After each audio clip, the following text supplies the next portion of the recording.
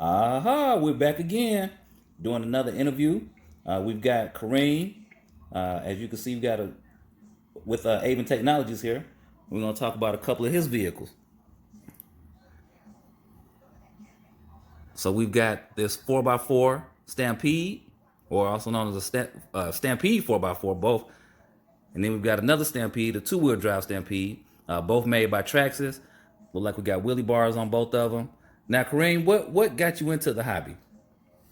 All right, so I've been a car enthusiast from teenage years. Back when I was trying to turn a Honda Civic into a fast machine, you take 80 horsepower, make it 200, 300 horsepower, and think you're doing it. And getting tickets all over the road. Disappeared for a little while, and then was introduced to the RC world by a friend of mine.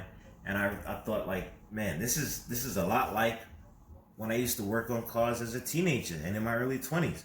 You're changing out suspension, you're changing out tires, you're changing out the power. Not so much the motor, it's more batteries than motor, but a lot of the elements are still there. And it just was something I gravitated to naturally. Like, right. Man, this is it all over again in a different form.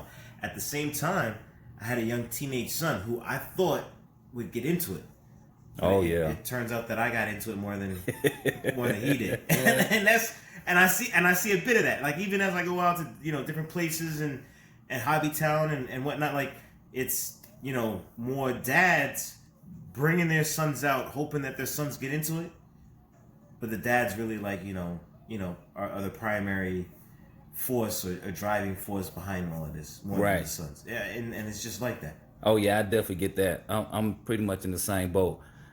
So, of these two, which one do you like the most? All right, so as far as performance, your four-wheel drive is definitely going to win. It's four-wheel drive. All four wheels take off, and that first 10 seconds of speed is something. I mean, although you're not in the car driving as you would if you were running the quarter mile up in Commerce, Georgia, or down in South Georgia at the track, and just driving it, man, you still get that adrenaline rush. At the same time, the two-wheel drive, the rear-wheel drive, 18 truck, although it's still a work in progress, just gets that attention. You know what I mean? Like, yo, hold up. Is that the 18? People look at it sideways, and then better yet, when I'm playing a song or whatever, they really get into it. And you got the wheel package on there that's looking nice. I mean, it just, they have their own uses.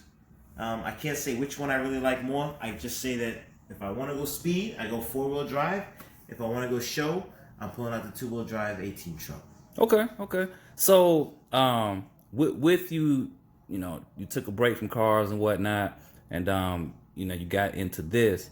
So, as far as like your batteries, when you start looking into it, did you feel any challenges dealing with the batteries and them having to recharge them and everything like that? All right, so I was fortunate enough to have somebody that put me on to the different battery types, what was necessary between the batteries and the cars, even the type of charging patterns and the different batteries. So with that, I was able to avoid a lot of the learning curve that some people may go into, right? But understand this: when you step up your game in the battery life, you step up the charge, all the peripherals that come with it. Right. The charger, the connections within the car, so you may have to do some soldering or, take the car to get a little work done. But it's not I'm gonna plug one out and plug more power right back in. Right. With the battery game, there is and I'm into IT, so I understand that the peripheral arrangement, and that when you change the core piece of the gears and how everything works, you're gonna have to change some of the surrounding parts as well. So that's one thing I would say about the battery game is, when you go out and you're like, yeah, I want this battery or that battery. All right, and it costs this much and that much. Factor that plus what it's gonna take to get it working with the other parts. But I will tell you, you upgrade your battery, it's like changing out the motor in your car. And any car enthusiasts know, change out that motor in your car, creates a different car, baby. You turn it on, it turns you on. Right, right, exactly. That's how it goes. Now, going back to being a car enthusiast, we'll just talk about street racing for a little bit. With street racing, you got people who like to drag race, pull up at, some complex and go for it. Then you got some people who love to race on the highway, the road racing, the back roads, drifting. Familiar. So with radio controlled cars, it's somewhat the same. Now, what type of driver are you the most? Do you like drag racing the most? You like the parking lot bash? What's your thing? It depends on the car. So with the 4-wheel drive, I'm out to race. I'm out to see what I can beat, what beats me, what I need to change. If a bigger battery, change out the motor. That runs the transmission on these. Trying to make it fast if I need to, or just seeing like, okay, I did this, I did that, didn't beat this person before, beat him now. I mean, it's like anything, man. You may remember playing basketball in your neighborhood growing up, and you had a neighbor that would, constantly beat you. He had a hoop, but then you would learn the moves to beat him. So right, you learn the parts to change out, and you beat somebody that you couldn't beat before. At the same time, with the A-Team truck, I'm not out to race nobody. I'm out to look good. Right. You know what I mean? It's a different game. Yeah. So again, like you talked about, there's different racing. There's street racing, there's highway racing, and then there's dude that just pull up on the block, man. Will Smith, man, 2 miles an hour. Right. So everybody can see you. Right. That's where the A-Team truck comes in. Gotcha.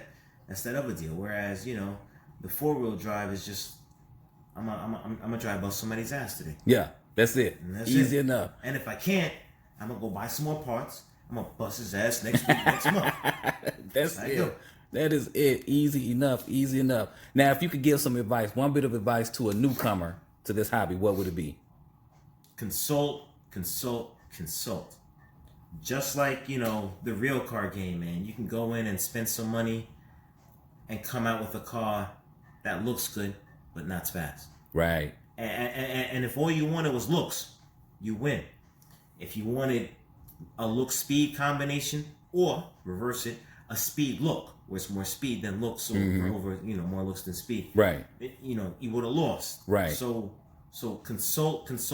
Ask somebody who's in the game. Ask somebody who's doing it already.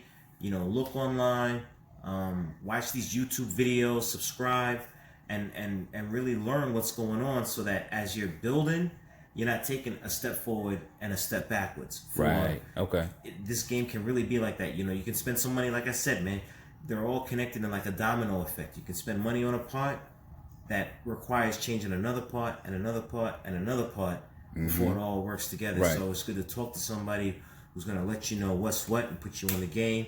If you got a history in cars, it is an advantage, but it's not everything. Right. Still get with, subscribe, follow, and research other RC enthusiasts to figure what's going on.